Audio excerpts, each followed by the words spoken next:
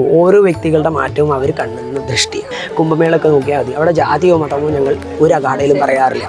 ഞങ്ങളെല്ലാം കിടക്കുന്ന പലകപ്പുറത്തായിരിക്കും. അവിടെ വന്നു കഴിഞ്ഞാൽ ആദ്യം ചോദിക്കുന്ന വെള്ളം കുടിച്ചോ ഭക്ഷണം കഴിച്ചോ എന്നാണ്. ഞങ്ങളുടെ ജാതി മതവും ചോദിക്കില്ല, ഒരു അഖാഡകളിലും ചോദിക്കാറില്ല. ഇനി കേരളത്തിൽ അങ്ങനത്തെ ഒരു സ്ഥലം പറയും ഒരുമിച്ച് കൂടാൻ ബുദ്ധിമുട്ടാണ്. അങ്ങനെയാണെങ്കിൽ വേണ്ടേ? എയ്ത്തിസ്റ്റുകൾ എന്ന് പറഞ്ഞ വലിയൊരു വിഭാഗം നമ്മുടെ നാട്ടിൽ നിന്നുണ്ട്. ഒരു അധ്യാപകൻ എന്ന നിലയിൽ ഞാൻ അവരെ കുറ്റം പറയില്ല. ഓരോ വ്യക്തികളും അവരുടെ ഭാവതലത്തിൽ അവർ മനസ്സിലാക്കിയ സ്ഥലത്ത് നിന്നാണ് സംസാരിക്കുക. ഭാരതത്തിലൊരു പ്രത്യേകതയുണ്ട്, നിങ്ങൾക്ക് വിശ്വസിച്ചുകൊണ്ടും നടക്കാം, വിശ്വസിക്കാതെയും നടക്കാം. ചോദ്യം ചെയ്യപ്പെടണം, അപ്പോഴാണ് ക്ലാരിറ്റി കൂടുതൽ വരിക. ഞങ്ങൾ ഞങ്ങളുടെ കർമ്മം ചെയ്യുന്നു, നിങ്ങൾ നിങ്ങളുടെ കർമ്മം ചെയ്യുന്നു, രണ്ടും ആവശ്യമാണ്. തന്ത്രം പഠിക്കുന്നവരുടെ എണ്ണം കൂടുന്നുണ്ട്. കാരണം എന്താണ് ഇത് പഠിച്ചു കഴിഞ്ഞാൽ സംഭവിക്കാൻ പോകുന്നത്? ഇന്നത്തെ പോക്കാണെങ്കിൽ ഞാൻ പറയുന്നത് ഇസ്രോ ഏത് സബ്ജക്റ്റുകളിലേക്കാട്ടിലും കൂടുതൽ ശ്രദ്ധിക്കേണ്ട ഒരു ഭാഗമാണ് തന്ത്രം. പ്രശ്നങ്ങൾ മാറാൻ ഇന്ന മന്ത്രം ചൊല്ലുക, ഒരുപാട് വീഡിയോകൾ നമുക്ക് കാണാൻ സാധിക്കും. ഇപ്പോൾ മന്ത്രം കൊണ്ട് ഫലം കിട്ടില്ല എന്നൊന്നും ഞാൻ പറയില്ല. ഏതെങ്കിലും ആചാര്യന്മാർ അങ്ങനെ ചെയ്തതായിട്ട് നിങ്ങൾ വായിച്ചിട്ടുണ്ടോ? ദേവയതി പ്രവൃത്തി നിവൃത്തി ഉപദേശേന യഥാധികാരം വ്യവഹാരേ രീതി. ആ ക്രിയയിലേക്ക് ഇരുത്തിക്കൊണ്ട് നിങ്ങളെ കർമ്മത്തിലേക്ക് യോജിപ്പിക്കുന്നതാണ് സാക്ഷാൽ ഭഗവതി. എന്തിനായിരിക്കും ഇപ്പോൾ പൂജ മന്ത്രങ്ങൾ? നിങ്ങൾക്ക് വേണ്ടിയാണ്. ഈ വേഷം ഇട്ട എൻ്റെ ഈ ധർമ്മം ചെയ്തേ തീരൂ. ഈ നീലാനദിയുടെ ഇവിടുത്തെ പ്രത്യേകത നോക്കുമ്പോൾ ത്രിമൂർത്തി സംഗമമുള്ള ഒരു സ്ഥലമാണ് ഈ തിരുനാവായ എന്ന് പറയുമ്പോൾ. അതിലെ ഒരു ഭാഗത്തുള്ളത് ചതുർമുഖനായ ബ്രഹ്മാവാണ്. ബ്രഹ്മാവിന്റെ പ്രതിഷ്ഠകൾ കുറവാണ്, രണ്ട് സ്ഥലത്തേ ഉള്ളൂ. ഇതും വേറൊരു സ്ഥലം മാത്രമേ ഉള്ളൂ. അതിൽ ചതുർമുഖനായ ഗണപതി എന്ന് പറഞ്ഞാൽ വിശേഷാൽ പ്രധാനപ്പെട്ട ഒന്നാണ്. ബ്രഹ്മാവിന് വേണ്ടിയിട്ട് നമ്മളിവിടെ ഇത് ലാസ്റ്റ് ഞാൻ പറഞ്ഞ മാതിരിയാണ്. സുധീരേട്ടൻ്റെ ക്രിയകളിൽ 1, 2, 3 തീയതികളിലുള്ള 1, 2, 3 ക്രിയ ഇവിടുത്തെ ദേവനുള്ളതാണ്. അതിൽ ബ്രഹ്മാവ്, വിഷ്ണു ഉൾപ്പെടെയുള്ള എല്ലാ ദേവതകൾക്കും ഇവർ നിത്യാചാരത്തിൽ ചെയ്യുന്നുണ്ട് എല്ലാ വർഷവും. 2016 മുതൽ ആ ക്രിയകളെല്ലാം ഇവിടെ തന്നെയുണ്ട്. ബ്രഹ്മാവിനായിക്കോട്ടെ ദേവനായിക്കോട്ടെ എല്ലാവർക്കും ഉള്ള എല്ലാ പൂജകളും അത് മാറ്റം വരുത്താതെ തുടരുന്നുണ്ട്. കാരണം 2016 മുതൽ കൊടുക്കുന്നതാണ്. ആ ക്രിയകൾ ഇപ്പോഴും ഉണ്ട്. അത് എന്തായാലും ഇവിടെ ഉണ്ടായേ തീരും. അതുകൊണ്ട് ശ്രീചക്ര പൂജ ഉൾപ്പെടെ ആ പൂജകൾ എന്തായാലും ഇവിടെ എല്ലായിടത്തും ഉള്ളതാണ്. ഈ എല്ലാവർക്കും ഇവിടെയുള്ള എല്ലാ ദേവതകൾക്കും ഉൾപ്പെടെ എല്ലാ ദേവതകൾക്കും ആ ക്രിയകൾക്ക് ഇതുവരെ മുടക്കമില്ലാതെ ഇനി അങ്ങോട്ടേക്കും ഞാൻ സുധീരയുടെ അടുത്ത് പറഞ്ഞപ്പോഴും പറഞ്ഞതാണ്, ഇവിടെ കൊടുക്കുന്ന ദേവതകൾ ഇല്ലെങ്കിൽ 2013 മുതൽ ഏത് ദേവതകൾക്കാണോ നിങ്ങൾ കൊടുക്കുന്നത് അത് മാറ്റണ്ട. ഏത് പുതിയ ആൾക്കാർ വന്നാലും ഈ അടിസ്ഥാന സിദ്ധാന്തം അങ്ങനെ തന്നെ നിൽക്കട്ടെ. കാരണം അവരുടെ പൂജ കൊണ്ടാണ് ഇത്ര എത്തിയത്. അതുകൊണ്ട് അത് മാറ്റണ്ടെന്ന് വിചാരിക്കുന്നുണ്ട്. 1, 2, 3 2-ാം തീയതി 1, 2 ക്രിയകൾ ഈ ദേവതകൾക്ക് മാത്രമാണ്. അതായത് ഇവിടെയുള്ള ദേവതകൾക്കുള്ള മാത്രമാണ്. 3-ാം ദിവസമാണ് ഋഷിയാനം വരുന്നത്. പരശുരാമ പൂജയും ചെയ്ത് ദേവതാ പൂജകളെല്ലാം കഴിഞ്ഞ് അവസാനിപ്പിച്ച് ഋഷിമാരെ നമസ്കരിച്ച് അവർക്ക് അന്നം കൊടുത്ത് ദക്ഷിണ കൊടുത്ത് അവസാനിപ്പിക്കുന്നു. അപ്പോൾ 3 ഭാഗങ്ങളാണ്: പിതൃയാനം, ദേവയാനം, ഋഷിയാനമായിട്ട് 3 എടുത്ത് സകല ദേവതാ നമസ്കാരങ്ങൾ ചെയ്ത് പിതൃക്കളെ സംരക്ഷണം ചെയ്ത് ഗുരുക്കന്മാരെ നമസ്കരിച്ച് പൂർണ്ണ നമസ്കാരം ചെയ്ത് അടുത്ത വർഷം കാണാം എന്നും പറഞ്ഞ് ഇറങ്ങാം. ഇതാണ് ഘടിപ്പിച്ചിരിക്കുന്നത്. ഇപ്പോൾ തന്ത്രത്തിന് നമ്മുടെ പരിസ്ഥിതിയെ അല്ലെങ്കിൽ പരിസ്ഥിതിയല്ല നമ്മുടെ ഒരു അന്തരീക്ഷത്തെ മാറ്റാനുള്ള കഴിവുണ്ട്. ഒരുപാട് മാറ്റാൻ പറ്റും. തിരുനാവായിൽ ഇനി എന്തൊക്കെ മാറ്റങ്ങൾ സംഭവിക്കും? നോക്കൂ, ഓരോ വ്യക്തികളുടെ മാറ്റവും അവർ കണ്ണുന്ന ദൃഷ്ടിയാണ് സാധാരണ. ഇപ്പോൾ എൻ്റെ ദൃഷ്ടിയായിരിക്കില്ല മറ്റൊരാളുടെ ദൃഷ്ടി, ശരിയല്ലേ? ചിലത് ഇങ്ങനെ വരും, ഞങ്ങൾ പറയും നാഡിയുടെ ഗുണം പോലെയാണ്. ചിലത് സദ്യപ്രാണഹരണമാണ്, ചിലത് കാലാന്തര പ്രാണഹരണമാണ്. ചില പ്രകൃതികളുടെ അവസ്ഥകൾ പതുക്കെ ആയിരിക്കും മാറുന്നത്. 2 വ്യത്യസ്ത ഗുണങ്ങളുണ്ടാവും എനിക്ക് തോന്നുന്നത്. ഇപ്പോൾ ഇവിടെ കുറച്ച് കുട്ടികൾ വന്നിട്ടുണ്ട്, ഞങ്ങൾ അവരടുത്ത് വർത്താനം പറയുമായിരുന്നു. ഒരുമിച്ച് കൂടുക എന്ന് പറയുന്നത് വളരെ അപൂർവമാണ്. ഇവിടെ ശ്രദ്ധിച്ചാൽ മതി. അതായത് ഒരു ക്രിസ്ത്യൻ ഗ്രൂപ്പ്, ഞാൻ ജാതി പറയുന്നതല്ല, ഒരു അധ്യാപകൻ നിലയിൽ പറയാറുമില്ല. ഒരു ക്രിസ്ത്യാനികളുടെ ഗ്രൂപ്പ് ഉണ്ടാവാം, മുസ്ലിങ്ങളുടെ മാത്രമായിട്ടൊരു ഗ്രൂപ്പ് ഉണ്ടാവാം, ഹിന്ദുക്കളുടെ മാത്രമായിട്ട് ഗ്രൂപ്പ് ഉണ്ടാവാം. പക്ഷേ ശ്രദ്ധിച്ചാൽ മതി, പ്രയാഗ് ഇല്ല ഞങ്ങളെ മാതിരിയുള്ള അഖാഡകളിൽ നിൽക്കും. ഞാൻ അഖാഡയിലല്ലെങ്കിൽ പോലും കുംഭമേളൊക്കെ നോക്കിയാൽ മതി, അവിടെ ജാതിയോ മതമോ ഞങ്ങൾ ഒരു അഖാഡയിലും പറയാറില്ല. ഇപ്പോൾ ഞാൻ ഇന്നിപ്പോൾ അജിത്തിൻ്റെ അടുത്ത് പറയുമായിരുന്നു, ഞങ്ങൾ അഖാഡകളിൽ വന്നു കഴിഞ്ഞാൽ ശ്രദ്ധിച്ചാൽ മതി, ഞങ്ങളെല്ലാം കിടക്കുന്ന പലകപ്പുറത്തായിരിക്കും. ഇത്രയുള്ളൊരു കട്ടികൾ ഇതുണ്ടാവും, ഒരു വിരിച്ചിട്ടാണ് ഞങ്ങൾ കിടക്കുക. പക്ഷേ നിങ്ങൾ ഞങ്ങളുടെ അടുത്ത് വന്നാൽ നിങ്ങൾക്ക് വേണ്ടി അവിടെ AC റൂമും ഹോട്ടലുകളും അവിടെ റൂമുകളും കിടക്കുന്നുണ്ടാവും. ഞങ്ങൾ കിടക്കുന്ന എവിടെയായിരിക്കും? വരുന്നവർക്ക് എല്ലാവർക്കും അവിടെയായിരിക്കും. അവിടെ വന്നു കഴിഞ്ഞാൽ ആദ്യം ചോദിക്കുന്ന വെള്ളം കുടിച്ചോ ഭക്ഷണം കഴിച്ചോ എന്നാണ്. നിങ്ങളുടെ ജാതി മതവും ചോദിക്കില്ല, ഒരു അഖാഡകളിലും ചോദിക്കാറില്ല. ആകെ വരുന്നവർക്ക് സന്മനസ്സോടുകൂടി ഉണ്ടാവണം, ഇങ്ങോട്ടേക്ക് നല്ല രീതിയിലാവണമെന്ന് മാത്രമേ ഉള്ളൂ. അന്നത്തിനെ ധിക്കരിക്കരുത്, ഇത്രയൊക്കെ പറയാറുള്ളൂ. പിന്നെ വലിയ ആശ്രമത്തിൽ ഒരുമിച്ചിരുത്തരെന്നും പറയും, ഇത്രയേ ഉള്ളൂ. ആ പന്ഥാവ് തിരിച്ചറിയാൻ, അല്ലെങ്കിൽ ആരും തന്നെ ജാതി മതവും ചോദിക്കാറില്ല. ഇനി കേരളത്തിൽ അങ്ങനത്തെ ഒരു സ്ഥലം പറയും ഒരുമിച്ച് കൂടാൻ. ബുദ്ധിമുട്ടാണ്. അങ്ങനെയാണെങ്കിൽ വേണ്ടേ? ഉറപ്പായിട്ടും. അപ്പോൾ പറയൂ, എന്തായിരിക്കും മാറ്റം കേരളത്തിൽ വരിക? എല്ലാവർക്കും ഒരുമിച്ചിരിക്കാൻ പറ്റുന്ന, ഒരുമിച്ച് കൂടാൻ പറ്റുന്ന, ജാതിയോ മതമോ ഇല്ലാതെ ഒരുമിച്ച് ഭക്ഷണം കഴിക്കാൻ പറ്റുന്ന ഒരു സ്ഥലം. ഇനി ഇവിടെ ഇപ്പോൾ അധികം പരിപാടികൾ ഞങ്ങൾ ഓർഗനൈസ് ചെയ്തിട്ടില്ല, ഞങ്ങൾക്ക് ഭയങ്കര സമയക്കുറവായിരുന്നു. അടുത്ത പ്രാവശ്യം നമുക്ക് വേണമെങ്കിൽ അക്കാഡമിക് പ്രോഗ്രാംസ് വയ്ക്കാം, നാഷണൽ പ്രോഗ്രാംസ് വയ്ക്കാം, ഇൻ്റർനാഷണൽ സ്കോളേഴ്സിനെ കൊണ്ടുവരാം. പണ്ട് ചർച്ചകൾ നടത്തുന്ന സ്ഥലമായിരുന്നു, ശാസ്ത്ര സംവാദങ്ങളും ഒരുമിച്ച് പോകുന്ന സ്ഥലമായിരുന്നു. നമുക്ക് എന്തുകൊണ്ട് കേരളത്തിൽ അങ്ങനെ ചെയ്തുകൂടാ? ഞങ്ങളെല്ലാം അക്കാഡമിക് സർക്കിളിലുള്ളവരാണ്.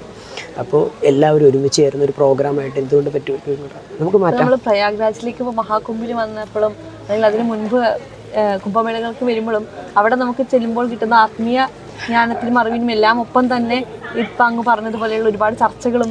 എക്സാക്ട്ലി, ഞാനത് പറയുന്നത്. ഒരു കുമ്പിൽ വരുന്ന വ്യക്തി പലതരത്തിൽ വരാം. ചിലർ ടൂറായിട്ടാണ് വരിക, ചിലർ ജസ്റ്റ് കണ്ടിട്ട് പോകാനായിട്ടായിരിക്കും, ചിലർ അക്കാഡമിക് ആയിരിക്കും, ചിലപ്പോൾ സ്പിരിച്വാലിറ്റി. ലെറ്റ് ദം, ആര് വേണമെങ്കിലും വന്നോട്ടെ. വരുന്നുണ്ടോ, നിങ്ങൾക്കൊരു സ്ഥാനം കിട്ടുന്നുണ്ടോ?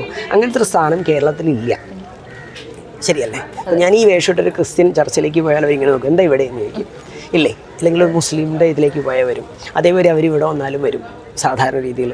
പക്ഷേ ഇവിടെ വന്നിട്ടുണ്ടെങ്കിൽ ആരും ചോദിക്കില്ല, താനെന്താടോ ഇവിടെ നിന്ന് നോക്കിക്കോളും, ചോദിക്കില്ല. അങ്ങനെ ഒരു ചോദിക്കാത്ത സ്ഥലം നമുക്ക് വേണം, ഒരുമിച്ച് പോകാൻ വേണം. ചർച്ചകൾ ഉണ്ടാവണം, ശാസ്ത്ര സംവാദങ്ങൾ ഉണ്ടാവണം. ശ്രദ്ധിച്ചോളൂ, ശാസ്ത്ര സംവാദങ്ങളാണ്. ആചാര്യ ശിഷ്യ സംവാദം എന്ന് പറയുന്നത് അടിപിടിയല്ല. നിങ്ങളുടെ നോളജ് കൊടുത്തു വാങ്ങൽ ഉണ്ടാകുന്നൊരു സ്ഥലം നമുക്ക് കേരളത്തിൽ വേണം. അത് ഉണ്ടാകുക എന്ന് പറഞ്ഞാൽ തന്നെ നിങ്ങളുടെ പകുതി പ്രശ്നങ്ങൾ കഴിഞ്ഞു, ശരിയല്ലേ? ബാക്കിയുള്ളെല്ലാം ഭാവതലങ്ങളാണ്. ഒരാളെ തിരിച്ചറിഞ്ഞാൽ അവിടെ തമ്മിൽ തല്ല് മാറി. ഇപ്പൊ നമ്മള് ഇന്നത്തെ ഒരു എയ്ത്തിസ്റ്റുകൾ എന്ന് പറഞ്ഞ വലിയൊരു വിഭാഗം നമ്മുടെ നാട്ടിൽ നിന്നുണ്ട്. സത്യം. അപ്പൊ അവരുടെ ഞാൻ മനസ്സിലാക്കിയിടത്തോളം അവരുടെ പ്രധാന പ്രശ്നങ്ങളായി തോന്നുന്നത് കൃത്യമായി അവർക്ക് അറിവ് കൊടുക്കാൻ ആളില്ലാത്തതിന്റെ പ്രശ്നമാണ്. കാരണം ഇപ്പൊ പൂജ ചെയ്യണം എന്ന് പറയുമ്പോൾ അവരതിൽ എന്തിനാ പൂജ ചെയ്യുന്നതെന്നാണ് അവർ ചോദിക്കുന്നത്. അവർക്കതിൽ എന്താണ് പൂജകൾ കൊണ്ട് ഉദ്ദേശിക്കുന്നത്, അതിൻ്റെ ഒരു ക്രിയാ പ്രാധാന്യം അല്ലെങ്കിൽ താന്ത്രികമായിട്ടൊരു ശക്തി എന്താണ്, ഇതൊന്നും പറഞ്ഞു കൊടുക്കാൻ പറ്റിയ, അല്ലെങ്കിൽ പറഞ്ഞു കൊടുത്താലും കേൾക്കാൻ തയ്യാറാകുന്നില്ല എന്നുള്ളതുകൊണ്ട്. ഞാൻ ഒരു അധ്യാപകൻ എന്ന നിലയിൽ ഞാൻ അവരെ കുറ്റം പറയില്ല. നോക്കൂ, ഓരോ വ്യക്തികളും അവരുടെ ഭാവതലത്തിൽ അവർ മനസ്സിലാക്കിയ സ്ഥലത്ത് നിന്നാണ് സംസാരിക്കുക. ഞാൻ സ്ഥിരം പറയാം, 5ാം ക്ലാസ്സിലെ കുട്ടി പറയുന്നത് തെറ്റല്ല. 5ാം ക്ലാസ്സിൽ നിന്നുകൊണ്ടാണ് സംസാരിക്കുന്നത്. ഇപ്പം എൻ്റെ അടുത്തൊരു, ഞാൻ സയൻസ് ബാക്ക്ഗ്രൗണ്ടിലല്ല എങ്കിൽ അദ്ദേഹം പറയുന്ന വിഷയം എനിക്ക് മനസ്സിലാവാത്തതുകൊണ്ടാണ്. അപ്പോൾ ഒരു കുട്ടി മോശമാവുന്നതിൻ്റെ കാരണം എന്താ വെച്ചാൽ നമുക്ക് പറഞ്ഞ് മനസ്സിലാക്കാൻ പറ്റാത്തതാണ്. ഞാൻ പറയുന്നത് തന്നെയാണ്, ലെറ്റ് ദം കം, നമുക്കൊരു ഡിസ്കസ് ചെയ്യാവുന്നതേ. നിങ്ങൾക്ക് വിശ്വസിക്കാതിരിക്കുകയോ ചെയ്യും. കാരണം ഭാരതത്തിനൊരു പ്രത്യേകതയുണ്ട്, നിങ്ങൾക്ക് വിശ്വസിച്ചുകൊണ്ടും നടക്കാം, വിശ്വസിക്കാതെയും നടക്കാം. ഇന്നിപ്പോൾ ആനന്ദൻ ഭാരതി പറഞ്ഞ കുട്ടികൾക്ക് പറഞ്ഞു കൊടുത്താണ്. ഞങ്ങൾ പറയും പ്രാണനാണ് ദേവത എന്ന് പറയും, നിങ്ങളുടെ പ്രാണനാണ് ദേവത. ഇപ്പോൾ ബാല എന്ന് പറഞ്ഞിട്ടുണ്ടെങ്കിൽ, ഇപ്പോൾ ഞാൻ നിത്യോപാസന ചെയ്യുന്ന ബാലയാണെന്ന് വിചാരിക്കൂ. ബലോ പ്രാണ, പ്രാണനാണ് ബാല. എന്താണ് കാരണം എന്ന് വെച്ചാൽ, ബാല എന്ന് കുട്ടിയെ കാണിക്കുന്നത്, പിക്ചറൈസ് ചെയ്യുന്നതിൻ്റെ കാരണം എന്ന് വെച്ചാൽ, ഒരു കുട്ടിയെ നമുക്ക് പിടിച്ചു വയ്ക്കാൻ പറ്റില്ല, ശരിയല്ലേ? എത്ര നേരം പിടിച്ചു വയ്ക്കാൻ പറ്റും? ഒരു 5 മിനിറ്റ് മാക്സിമം ഓടിക്കളയും, അല്ലേ? അതേപോലെ പ്രാണനെ പിടിച്ചു വയ്ക്കാൻ പറ്റാത്ത ഗുണത്തോടു കൂടിയതാണ് ബാല, ഇങ്ങനെയാണ് പറയുക. അപ്പോൾ നമ്മൾ വലിയവരടുത്ത് പറയും, എന്താ കുട്ടികളി കാണിക്കണേ? അത് ആ ഗുണം കാണിക്കുന്നതാണ്. ഇതേപോലെ നിങ്ങളുടെ പ്രാണനായിരിക്കുന്നതാണ് ദേവത എങ്കിൽ നിങ്ങൾ വിശ്വസിച്ചാലും ഇല്ലെങ്കിലും ആ പ്രാണൻ നിങ്ങളിലുണ്ട്, ഉണ്ടോ ഇല്ലയോ? നിങ്ങൾ വിശ്വസിക്കുക. നിങ്ങൾ ദൈവതയായിട്ട് കണക്കാക്കേണ്ട, പ്രാണനായിട്ട് എടുത്തോളൂ, വായുവായിട്ട് എടുത്തോളൂ, ആയിക്കോളൂ. പക്ഷേ ഉണ്ടോ ഇല്ലയോ? ഉണ്ട്. നിങ്ങൾക്ക് ഇല്ല എന്ന് പറയാൻ പറ്റില്ല, ശരിയല്ലേ? ഗണപതി, നിങ്ങൾ വിശ്വസിച്ചാലും വിശ്വസിച്ചില്ലെങ്കിലും നിങ്ങൾ അക്ഷരം പ്രയോഗിക്കാതെ വ്യവഹാരം ചെയ്യില്ല, ഉണ്ടോ? ഇല്ല. ഞങ്ങൾ പറയും ഗണാനാം പതി ഗണപതി ഗണസംഖ്യാനി. മറ്റൊരാളെ ബോധിക്കാൻ അല്ലെങ്കിൽ ബോധിപ്പിക്കാൻ ഉപയോഗിക്കുന്ന അക്ഷരങ്ങളാണ് ഗണപതി. അതിൻ്റെ പാലന പോഷണം ചെയ്യുന്ന പ്രാണനായിരിക്കുന്നവൻ ഏതോ ഗണപതി. നിങ്ങൾ സംസാരിക്കുന്നുണ്ടോ? ഏത് ഭാഷയിൽ? ഉണ്ട്. അക്ഷരമുണ്ടോ? ഉണ്ട്. അപ്പോൾ ഗണപതി ഉണ്ടോ? ഉണ്ട്. വിശ്വസിച്ചാലും ഇല്ലെങ്കിലും നിങ്ങൾ വ്യവഹാരത്തിലുണ്ട്, ഉണ്ടല്ലോ. അത് എത്തിസ്റ്റ് പറയുന്നത് വേണ്ട, ഗണപതി ആകണ്ട, ആവണ്ട, ശരിയല്ലേ? പക്ഷെ നിങ്ങൾ പ്രയോഗിക്കുന്നുണ്ടോ? ഉണ്ട്. ഞങ്ങൾ വാക്ക് പ്രയോഗിക്കും, നിങ്ങൾ പ്രയോഗിക്കുന്നില്ല, ഇത്രയേ ഉള്ളൂ. എനിക്ക് നന്നായിട്ട് മനസ്സിലാവും, കാരണം ഞാനും ഇതേമാതിരി തന്നെ വിഷയങ്ങളിൽ പോയിരുന്നതാണ്. അപ്പോൾ വിശ്വസിക്കാതിരിക്കുകയോ ചെയ്യുന്ന വേറെയാണ്. പക്ഷേ you have to be here. കാരണം നിങ്ങളുടെ ആശയം വരുമ്പോഴാണ് കുറേ കൂടെ ക്ലാരിറ്റി വരിക, ശരിയല്ലേ? ഇപ്പം ഞാൻ പറയുന്ന തന്ത്രം എല്ലാവർക്കും മനസ്സിലാവണമെന്നില്ല, അതെൻ്റെ വിഷയമായതുകൊണ്ടാണ്. ചില കമ്മ്യൂണിക്കേഷൻ ഗ്യാപ്പുകൾ ഉണ്ടാവും, ചില വിഷയങ്ങൾ നമുക്ക് മറ്റൊരാളെ ബോധിപ്പിക്കുകയാണ്. അത് കാലം കൊണ്ട് മനസ്സിലാവും, ചില അനുഭവം കൊണ്ട് മനസ്സിലാവും. അതുവരെ വെയിറ്റ് ചെയ്യുക എന്നുള്ളതാണ്. അവർ കുറ്റം പറയണ്ട. ഇങ്ങനെയുള്ള ചോദ്യം കൊണ്ടാണ് നമ്മളിങ്ങനെയായി, ശരിയല്ലേ? സംശയം കൊണ്ട് അത് തീർത്താണ് ഗുരുക്കന്മാർ ഇതേ എത്തീസം ചിന്തിച്ചിട്ടാണ് നമ്മൾ ഉത്തരം എത്തിയത്, ശരിയല്ലേ? പല കാര്യങ്ങളിലും, ശരിയല്ലേ? അപ്പം ഞങ്ങൾ പറയാറുണ്ട്, ന്യായം എന്നൊരു ശാസ്ത്രം യുക്തിചിന്തയ്ക്കാണ് പ്രാധാന്യം കൊടുത്തിരിക്കുന്നത്. അപ്പോൾ അവർ വരട്ടെ, അവർ സ്വീകരിക്കുകയോ തിരസ്കരിക്കുകയോ ചെയ്തു കൊള്ളട്ടെ, പക്ഷെ അവർ വേണം, ശരിയല്ലേ? ഇപ്പം എൻ്റെ ഗുരുക്കന്മാർ കുറേ പേരുണ്ട്, ചിലവർ എത്തീസ്റ്റാണ്, ചിലർ ഇതുമാണ്. അവർ വേണം നമുക്ക്. ചോദ്യം ചെയ്യപ്പെടണം, അപ്പോഴാണ് ക്ലാരിറ്റി കൂടുതൽ വരിക. ശരിയല്ലേ? അതുകൊണ്ട് എല്ലാ വിഭാഗക്കാരും വരട്ടെ, നിങ്ങൾ വിശ്വസിക്കുകയോ എന്ത് വേണമെങ്കിലും ആയിക്കോട്ടെ. ഞങ്ങൾ ഞങ്ങളുടെ കർമ്മം ചെയ്യുന്നു, നിങ്ങൾ നിങ്ങളുടെ കർമ്മം ചെയ്യുന്നു, രണ്ടും ആവശ്യമാണ്. ഹാപ്പി. ഇപ്പൊ നമ്മള് തന്ത്രത്തിന് ഇന്നത്തെ കാലത്ത് ആളുകൾക്ക് ക്യൂരിയോസിറ്റി കൂടുതലാണ്. അതുകൊണ്ട് തന്നെ ഇന്ന് തന്ത്രം പഠിക്കുന്നവരുടെ എണ്ണം കൂടുന്നുണ്ട്. കാരണം എന്താണ് ഇത് പഠിച്ചു കഴിഞ്ഞാൽ സംഭവിക്കാൻ പോകുന്നത്, ഈ പറയുന്നത് ശരിയാണോ എന്ന് അറിയാൻ വേണ്ടി പഠിക്കുന്നവരാണ് കൂടുതൽ എന്ന് തോന്നുന്നു. ശരിക്കും അത് നല്ലതാണോ അതോ? എൻ്റെ കണക്കിൽ ട്രഡീഷണൽ ബാക്ക്ഗ്രൗണ്ട് പറഞ്ഞു കുറേ എല്ലാം സത്യം പ്രൂവ് പ്രിയം പ്രൂവ് എന്നാണ്. ഈ വേഷം ഇട്ടുകൊണ്ട് സത്യമേ പറയാവൂ. ഇന്നത്തെ പോക്കാണെങ്കിൽ ഞാൻ പറയുന്നു ഇറ്റ്സ് റോങ്. കാരണം വെച്ചാൽ മറ്റേത് സബ്ജക്റ്റുകളിലേക്കാട്ടിലും കൂടുതൽ ശ്രദ്ധിക്കേണ്ട ഒരു ഭാഗമാണ് തന്ത്രം.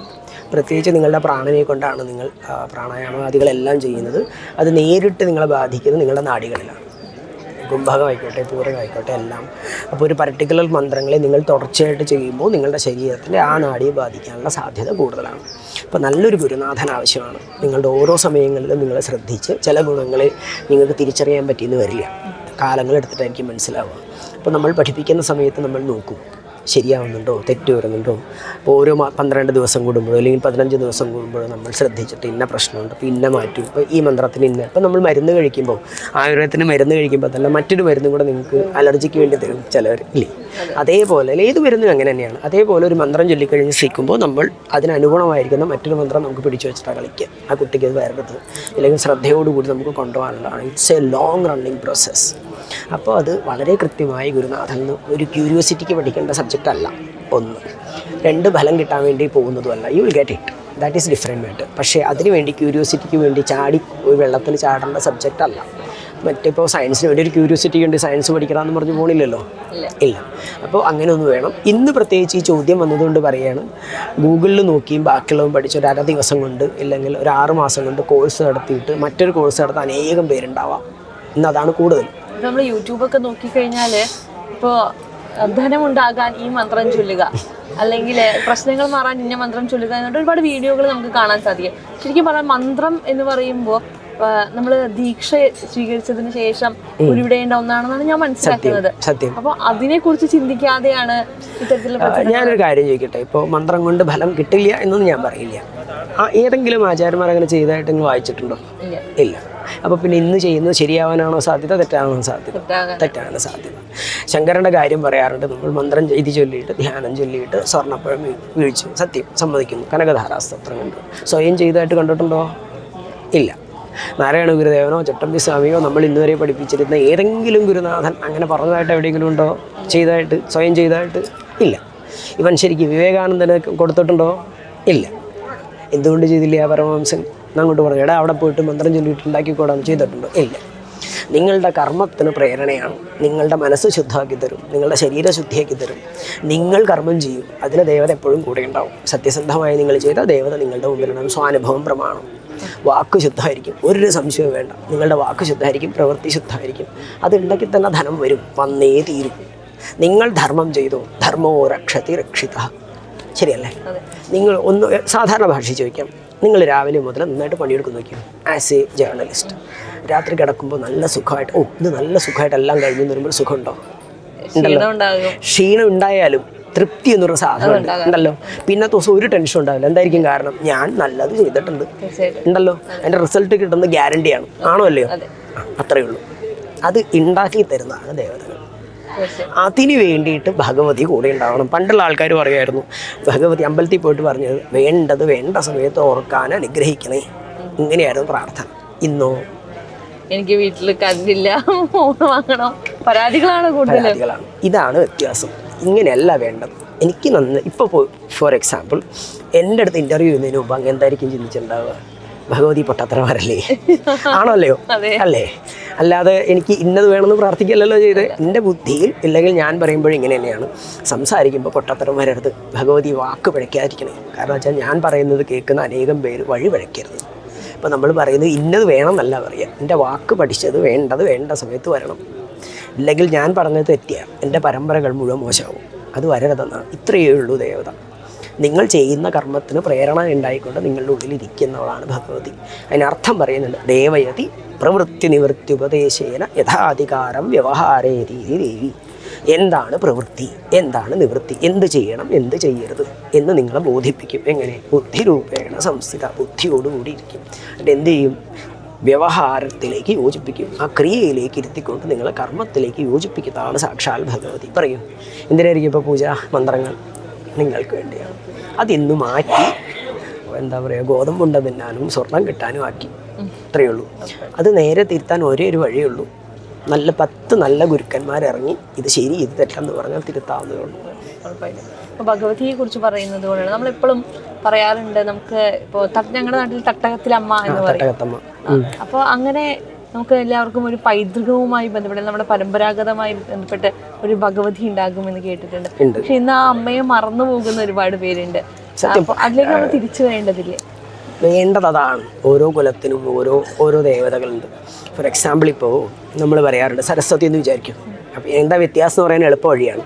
കാരണം മന്ത്രം പറഞ്ഞാൽ മനസ്സിലാവില്ല. അതിനേക്കാൾ എളുപ്പ വഴിയെന്ന് വെച്ചാൽ ഇപ്പോൾ സരസ്വതി എന്ന് വിചാരിക്കും. സരസ്വതിനെ വിദ്യയാണ്, ആണല്ലോ, വിദ്യാദേവതയാണ്. ഒരാൾ കൃഷിപ്പണി എടുക്കുന്നു, ഒരാൾ വൈശ്യൻ്റെ വർക്ക് ചെയ്യുന്നു, ഒരാൾ അധികാരിയായിരിക്കുന്ന ക്ഷത്രിയൻ്റെ പണി എടുക്കുന്നു, ഒരാൾ അധ്യാപകൻ. എല്ലാം വിദ്യയാണ്. ഞാൻ പറയുന്ന എല്ലാ സരസ്വതിയാണല്ലോ. ക്ഷത്രിയൻ്റെ കയ്യിലിരിക്കട്ടെ ഒരു കലപ്പ, മതിയാവും. അപ്പോൾ എന്തായിരിക്കും വ്യത്യാസം? സരസ്വതി എന്ന ഭാവത്തിൽ തന്നെ സരസ്വതി അല്ല ഒന്നാണ്. പക്ഷേ ഓരോ വ്യക്തികൾക്കനുസരിച്ച് എന്ത് ഭാവം വരും? കൃഷിപ്പണിക്കാരന് കൃഷിയും പ്രകൃതിയും അറിയുന്നതായ സരസ്വതിക്ക് ആ ബോധിപ്പിക്കുന്ന വിഷയമായിരിക്കണം സരസ്വതി. ആണോ? അവൻ്റെ വിദ്യ ഏതാ? മണ്ണ് ആണോ? വൈശ്യനെ സംബന്ധിച്ചിടത്തോളം ധനം എങ്ങനെ അപ്പുറത്തേക്കും ഇപ്പുറത്തേക്കും കൃത്യമായി എത്തിക്കുക എന്നുള്ള വിദ്യ ഒന്നും തന്നെയാണ്. പക്ഷേ അവിടെ കൃഷിയെക്കുറിച്ചാണെങ്കിൽ അതിലുള്ള ധനാഗമനമാണ് ഇപ്പുറത്ത്. ക്ഷത്രിയന് അതുമല്ല. ശരിയല്ലേ? ബ്രാഹ്മണനാണെങ്കിലോ വിദ്യാഭ്യാസമാണ്. അവനെ സംബന്ധിച്ചിടത്തോളം പണിയും ഇതൊന്നും വേറെയാണ്. ശരിയല്ലേ? ഇനി പറയും എങ്ങനെ എന്തുകൊണ്ടായിരിക്കും 4 ഭാഗങ്ങളിലും സരസ്വതി വ്യത്യാസം? ഓരോരുത്തരുടെ ധർമ്മം അനുസരിച്ച് വ്യത്യാസം വരും. ഇനി പറയൂ ഞാൻ എല്ലാവർക്കും ഒരേ സരസ്വതിയെ തരാം, കഴിയുണ്ടാവില്ല. പറയൂ. അപ്പോൾ ഓരോരുത്തർക്കും ഓരോ ദേവതയെ അവനവൻ്റെ കുലത്തിൽ തന്നെ നമസ്കരിക്കണ്ടേ? ഉറപ്പായിട്ടും വേണം. അപ്പോൾ ഇനി വരും ചോദിച്ചതിന് ഉത്തരം ചോദിക്കും, പറയൂ തിരിച്ചു കൊണ്ടുവരണോ വേണ്ടയോ? ഉറപ്പായിട്ടും കൊണ്ടുവരണം. ഇപ്പൊ നമ്മള് ഞങ്ങളുടെ നാട്ടിലൊരു അമ്പലമുണ്ട്. അമ്പലത്തിലെ ഭദ്രകാളിയുടെ മുന്നിൽ എഴുതി വെച്ചിട്ടുണ്ട് കുലം ച കുലധർമ്മം ച മാംസ പാലയ.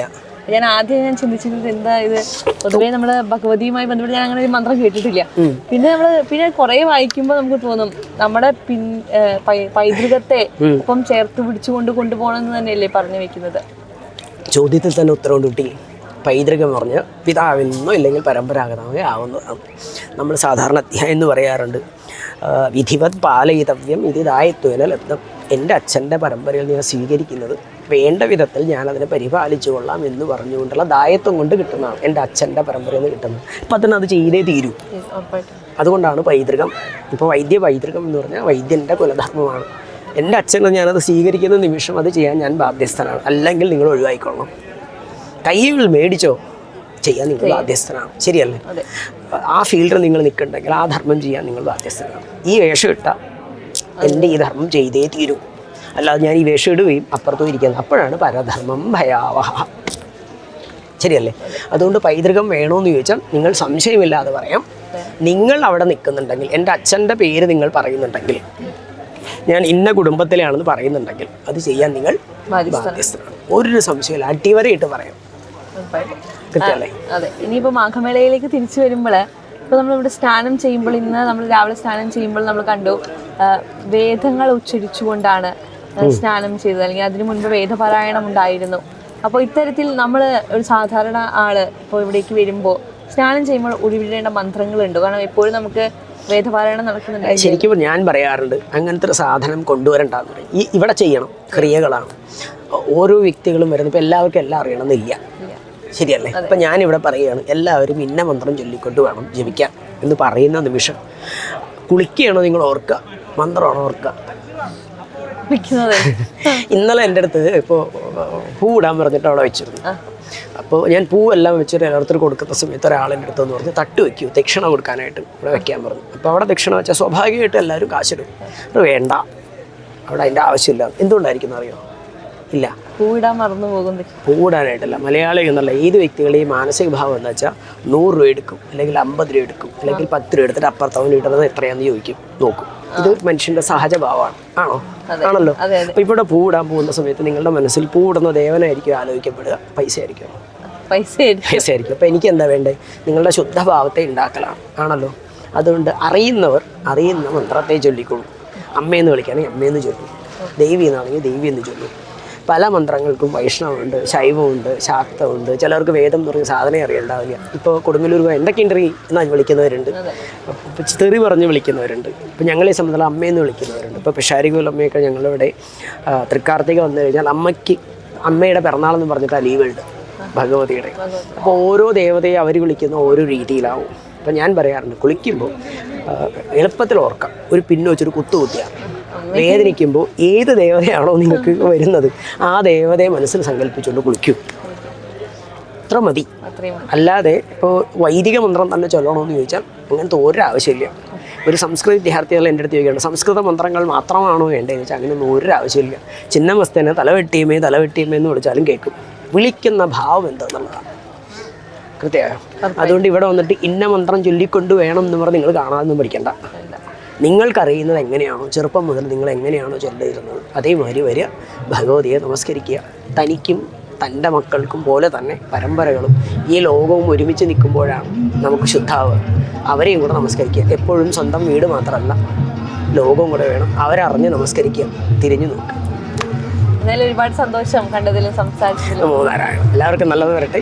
ഇനിയും ഞാനിപ്പോഴും പറയുന്നു, അവസാനത്തെ വാക്ക് ഇതാണ്. നിർമ്മലാനന്ദ സ്വാമിജി പറഞ്ഞൊരു സാധനമുണ്ട്, കാതുകുത്തിയൻ പോയാൽ കടുക്കെടുക്കുണ്ടാവും വരും. ഞാനെന്ന വ്യക്തി ഇവിടെ ഒന്നുമല്ല. ആനന്ദൻ ഭാരതി അടുത്ത വർഷം ഉണ്ടാവാം, ചിലപ്പോൾ ഞാനാവാം, ചിലപ്പോൾ ഉണ്ടാവാതിരിക്കാം. ഈ സീറ്റിൽ ഓരോരുത്തരും വ്യക്തികൾ മാറി മാറി വരും. അവർ വരുന്നത് ഇതേമാതിരി തന്നെ ആവട്ടെ. നാളെ നിങ്ങളും ഇതേമാതിരി ഒരു സീറ്റിലിരുന്ന് നാളെ നല്ലത് ചെയ്യട്ടെ. ഇവിടെ തന്നെയല്ല, കേരളത്തിൽ പല സ്ഥലങ്ങളിൽ ഇതേമാതിരി നമുക്ക് നടത്താം.